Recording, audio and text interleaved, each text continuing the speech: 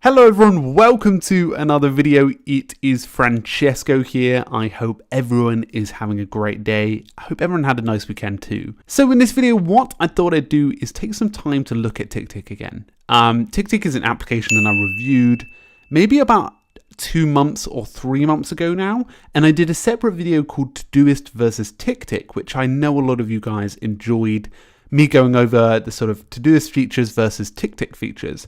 And I was thoroughly surprised in the comments section. I initially thought there would be a lot more Todoist users, but a lot more TickTick users came out. I think it was about 20 to 30 comments.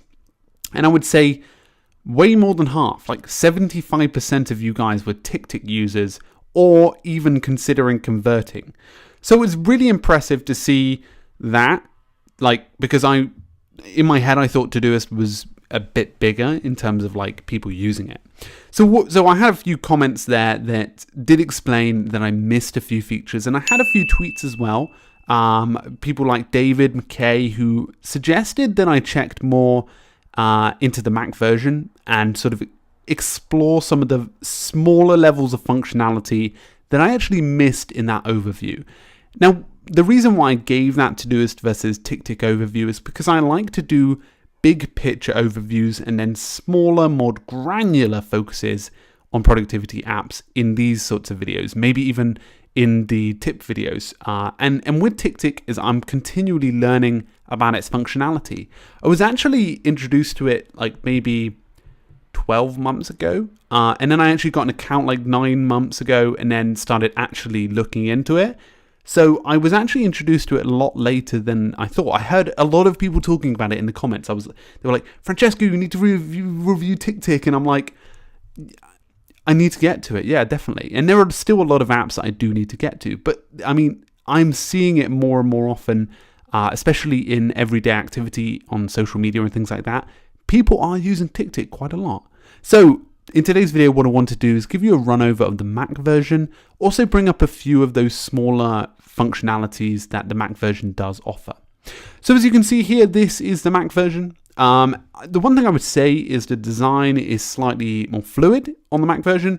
I was playing around with the web version a lot, and as you can see, it's a lot different. You've got you've got the Mac app experience, but it looks a lot more native. This sort of side panel is blue. Nice, fresh. I like this. The fonts seem to work a little better on here. I'm not sure whether that's something they've moved from the web or whether I'm viewing it through an old browser on Chrome. I don't know, but they just feel it's a native application. So as you can see here, this is a Today tab, and you can start adding things from here. Nothing much changes down this left-hand side. You still have the ability to add lists down at the bottom. And lists come up in colors too, so you have the optionality to add those colors on the side, and you can add them to folders as well. There's this option as well to have hidden as well too, so if you want to maybe even have a list of movies, I think I've already added this one, list of movies that you can actually have hidden. And it means that basically when you've enabled that hidden checklist, the tasks within that list won't show up inside of today or tomorrow or even next 7 days or any other smart lists, but you'll still be reminded, which is pretty cool.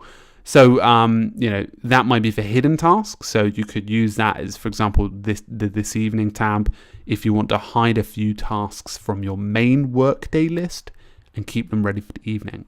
So that's a very useful thing, and something that I missed out in the initial thing, that is our ability to hide that away, which I quite like.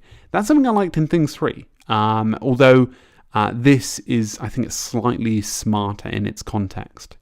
So let's start with the profile. Up in the top right hand corner, you've got settings. The settings tab is very useful actually, because what you can see here is you can have the app icon in the dock, and you can add that and knock that off. And you could also have the choose task to be counted on, whether it's today or today and overdue. So you can also have a type of window when launching. You can have it in a mini window or in the big window like this. You can actually have the language it restarts on, which is very detailed. You can minimize the app when auto launching. That's something that's very handy to have. I might actually activate that. And the smart date parsing is the time and date, so you can keep remove text in tasks. So you can, for example, if I typed in tomorrow at 1 p.m., then it will remove that text inside there. But if you want the text inside it, you can have that option there. So that's quite cool. And you can unactivate it, deactivate it here. You can also go to account, see your account. And also, okay, so this is something that I missed out in the original thing. Inside of smart lists, which is all of your lists essentially on the side, but you can create custom smart lists.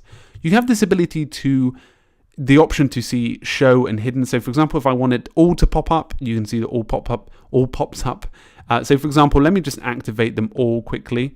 You'll start to see when I did my full review, I was like, okay, you've got all today, tomorrow, next 7 days assigned to me. I didn't actually say assigned to me, sorry. Calendar, inbox, and then you've got lists and completed, and even trash too, but they don't seem to have that here. Probably something I'll find in a minute. I mentioned this. I was like, this should be a feature because it looks like a fixed setup. I actually probably would give TickTick more credit. I think it would be on par or better than Todoist in terms of having that some functionality. The only thing you can't do is, so for example, if I wanted to drag one of these up, like if I wanted to put the calendar at the top, well, you could do that. So if I just went back to the settings, you could do that in some sense if I hid all of these, but that would be quite long-winded. So if I wanted a calendar at the top, for example, then that's the way I'd have to do it because of the structure. So you've got inbox fixed as well. So for example, if I activate all now, it would just come up like that. So there's no like hideous level of flexibility. There's a flexibility there in the same way you'd have with Todoist, but not as flexible because you have the hidden that appears here. So that's something I missed out, and I do apologize for. I'm constantly trying to go a bit deeper with the apps I use, so I will be continuing to explore that outside of these videos. Now, one thing I didn't mention as well, you've got the ability to add a quick add, so you can custom make this one. If a let's say Control Shift W. That's actually, I'm not going to do that one. Control Shift 4. Oh no, that's Control Shift E. I'm going to Control Shift E that. That's quick add. So if I want to add, there you go, quick add something. Okay, buy a pasty. And I can add that quickly to my list. And that's something that's very helpful, something that's very easy. One that you can't get on the Mac is that awesome little completed functionality where you can actually see how far you've gone across a task, which I quite liked. You've got sync on it though, so you can do offline stuff and then come back to it, which is nice. And you can actually quick sync using a shortcut and hide and show the mini windows inside of here too. So adding a task, if you're inside of it, is Control N. But again, you can change all of these. These are quite customizable. And you can complete tasks as well if you're hovering over them. Set date, set today, set tomorrow, set next week, etc. So you can reset as default to down there. So that is the settings bar. That does give you a good idea about the layout. From here, this is the premium, as I was saying. You can access the search bar at the top. That's quite a nice addition. And any notifications that you have and the sync up at the top. Now, when it comes to just viewing everything in all of those, everything comes up in one section, which is quite nice. I have some overdue stuff here, which is quite annoying, but I'm just going to move this forward. But as you can see, this is still overdue. This is a nice layout. They've done a good job with this setup. The only thing that I would have wanted here is probably the option to change the theme. Give me a second because I don't want to miss out on this one. So if I went to settings, you can't seem to change the theme on this one. I'm going to go on help for a second because I want to make sure that I'm getting this one right. But the idea that I'm having is, you have the ability to change the theme on side of the premium versions on the web and also in freemium too. But on the left hand side, I would like to see a change to that because that would be quite a nice addition. So let me just go on to the feedback. Maybe, no, Mac. I want to go to Mac. My internet's super slow today, so I do apologize for that. It doesn't look like there's anyone's commented, but I'm going to say theme Mac to TickTick Todoist. That's something I would like to see on the Mac, how to change the theme on the Mac Pro version. So maybe I'm going wrong. So unfortunately, we do not, this was a couple of months ago. So I'm just going to go to the other one. They're still working on it. So that is something that it's on their list. It's on their development list, but on that left-hand side, that panel would be nice to see. So as you can see up the top, you've only got the ability to add those shortcuts, which is nice. And you can see the preferences up here. That's all of the settings we mentioned a minute ago. And any surface preferences, which really is not too handy. But yes, you can get on with all of the stuff that I mentioned in the TickTick review. So I'll include that video in the description below. But this was sort of just an overview. So I'm trying to clarify some of the issues with the smart lists I didn't mention, some of the settings issues, and also going over a few functional stuff around the likes of TickTick. The one thing I didn't mention as well is the, I sort of talked about it before, the ability to add in tasks really fast. So for example, if I went movies tomorrow at what's on at the moment, Dunkirk, I think I already added this one. So as you can see, that one's automatically added itself tomorrow at 1 p.m. So that's the thing that I can do inside of the settings. So obviously that would take the information. It took the information here at 1 p.m. tomorrow. However, in the preferences, as I was mentioning before, the date, the smart date parsing, if I actually removed it from text, next time I did it, it should. So if I did tomorrow at 4 p.m. and add it to holidays, relax.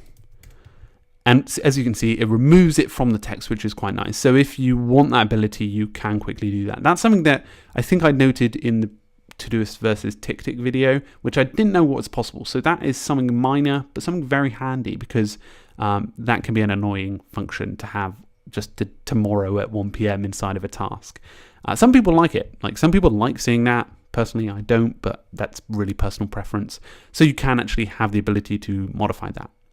So guys, I hoped you enjoyed this overview. Again, a short video just to overview the Mac version.